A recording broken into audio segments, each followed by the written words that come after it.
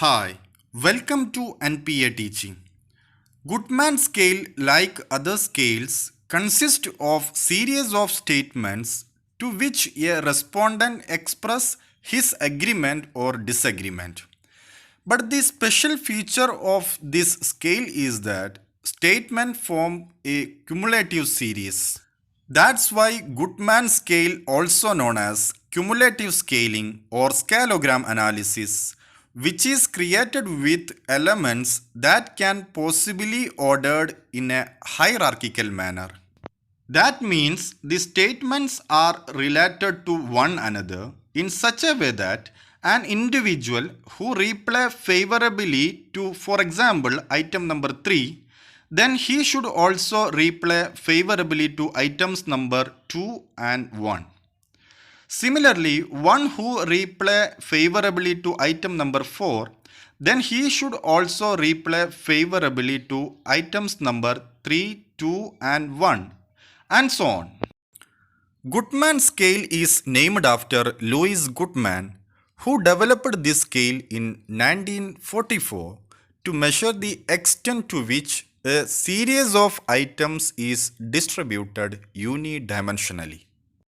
One of the best known approaches to cumulative scaling is scalogram analysis. It refers to the procedures for determining whether a set of items form a unidimensional scale. Unidimensional scale indicates that the answer options have only one measurement parameter. Here the statements are arranged in the order of difficulty, that is from the least difficult to most difficult, and therefore it is unidirectional in nature. In a 10 item Goodman scale, if the respondent score 8, which means that the respondent agree with the first 8 statements of the scale and disagree with the last 2 statements of the scale. Suppose that we test a set of children and that we assess their mastery over the types of mathematical concepts like counting, solving addition problem, solving subtraction problems, solving multiplication problems, and solving division problems. So from this example, some children will be unable to master any of these problems and they were unable to provide information about the problem. So we will not consider them. But some children will master over counting only, but nothing more. However, see, some will master in addition, then we expect that he also have mastered over addition, but no other concepts. Some children will master in subtraction and we expect that they are mastered over counting and addition. See, some children may master over multiplication.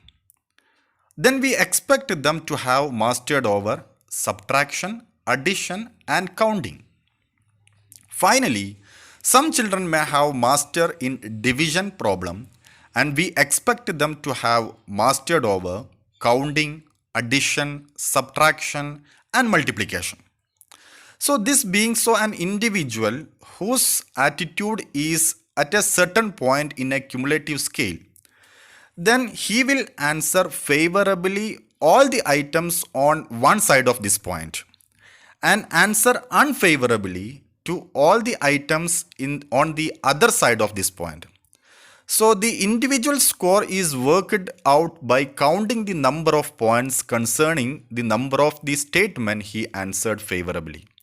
If one knows this total score, one can estimate as how a respondent has answered the individual statements constituting a cumulative scales.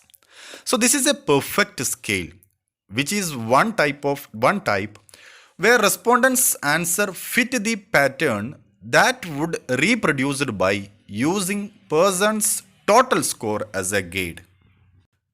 Here we do not expect to find the children, for example, who have mastered over division but he don't know addition, subtraction or multiplication.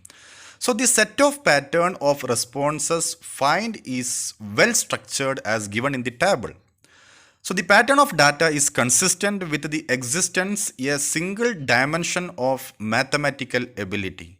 This is an example of Goodman's perfect cumulative scale.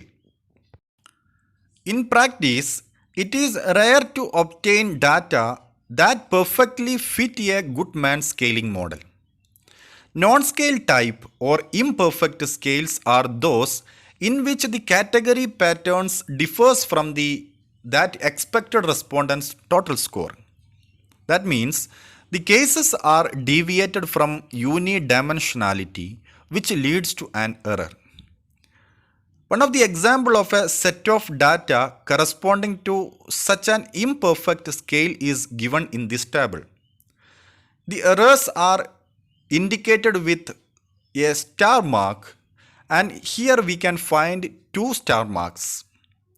In the case of S2 given in the table, he knows subtraction. If he knows subtraction, then it is expected that he must also know addition and counting. But here he don't know addition. So we found one error which is marked with stars. Similarly, in the case of S4, he know multiplication. If he know multiplication, then we expected that he must also know subtraction, addition and counting. But here he don't know subtraction. So we again found another error which is marked with star. So here the pattern of data is inconsistent with the single dimension of mathematical ability. So this is an example of a Goodman's imperfect cumulative scale. With imperfect cumulative scale, this number of errors can be used to compute the coefficient of reproducibility, which is denoted by CR. So the coefficient of reproducibility can be estimated with the following equation, that is CR is equal to 1 minus number of errors divided by number of possible error. Here the number of possible error is equal to the number of entries in the data table, which is equal to the product of number of rows into number of columns of this table. So for the data given in the table, there are 2 errors out of 5 rows into 5 columns, that is 5 into 5 possible errors are there, that is 25 possible errors. This gives the value of coefficient of reproducibility equal to, that is CR is equal to 1 minus 2 divided by, that means number of error is here 2 divided by number of possible error, which is equal to 5 into 5, which is 25. So 1 minus 2 divided by 25, which is equal to 0.92. According to Goodman, a scale is acceptable if it contains less than 10% of wrong entries. That means the scale is acceptable if the value of its coefficient of reproducibility is equal to or larger than 0.90. So the perfect Goodman scale is one that would have a coefficient of reproducibility of 1. That means CR is equal to 1. Then we can say that the Goodman scale is perfect. This analysis, like any other scaling techniques, have several advantages as well as limitations. One of the advantage is that it assures that only single dimension of attitude is being measured. Researchers' subjective judgment is not allowed in the development of the scale, since the scale is determined by the replies of respondent.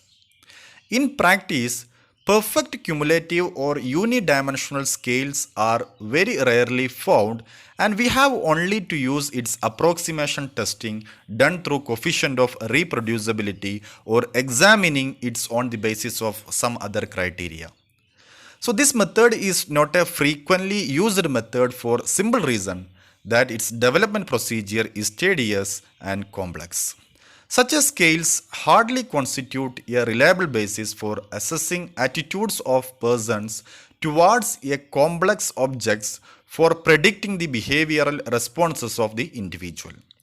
Conceptually, this analysis is a little bit difficult in comparison to other scaling methods. Have a nice day and see you in the next video. Thank you.